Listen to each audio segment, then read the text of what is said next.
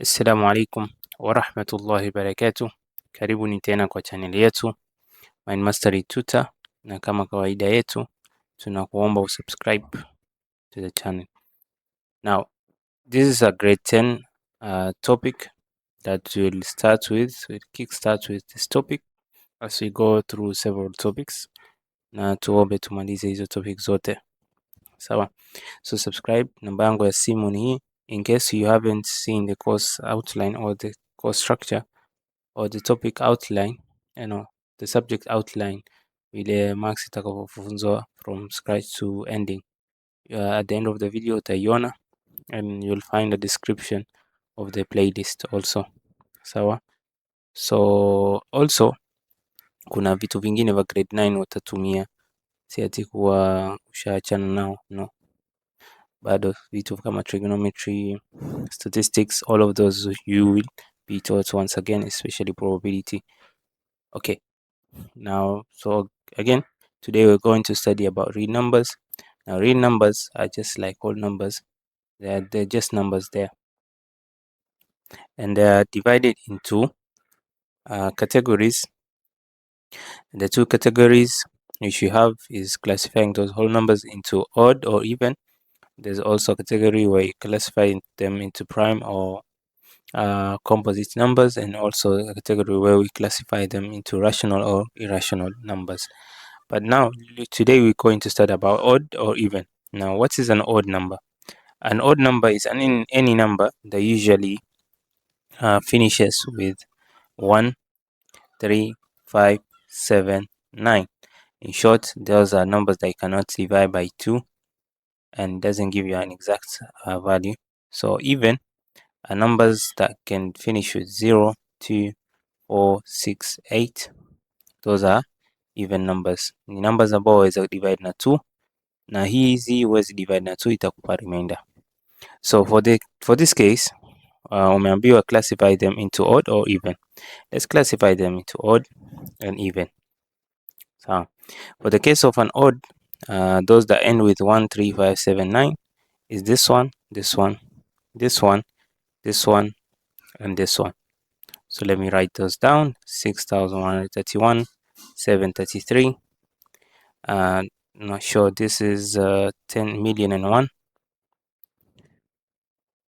Okay, and finally, not finally, we also have 598,697, 598,697, and 1413, 1,413. Even numbers are those that remain. This one, this one, this one, they finish there. They finish with 0, 2, 4. So 49,692, 8,694, and last but not least is 55,000. So yeah, so I've classified them into odd and even as well. So let's go to the second question where you'll try it by yourself. Question 2. Work out the product of the largest odd number between 70 and 100 and the smallest even number between 11 and 20. Also a very easy question. So between 70 to 100, the largest odd number ni ile ambayo iko karibu na 100, and that is 99. So and between 11 and 20, the smallest even number ni ile ambayo iko karibu na 11, yani imepita 11. So most probably 12.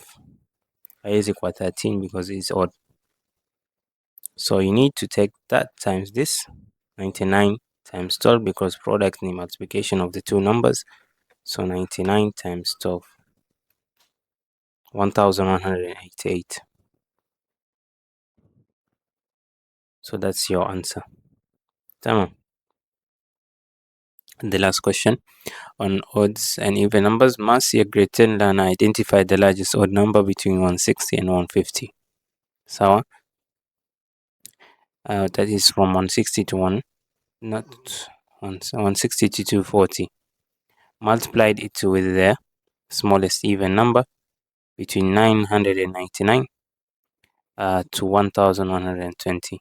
So now pause the video and you can do it by yourself.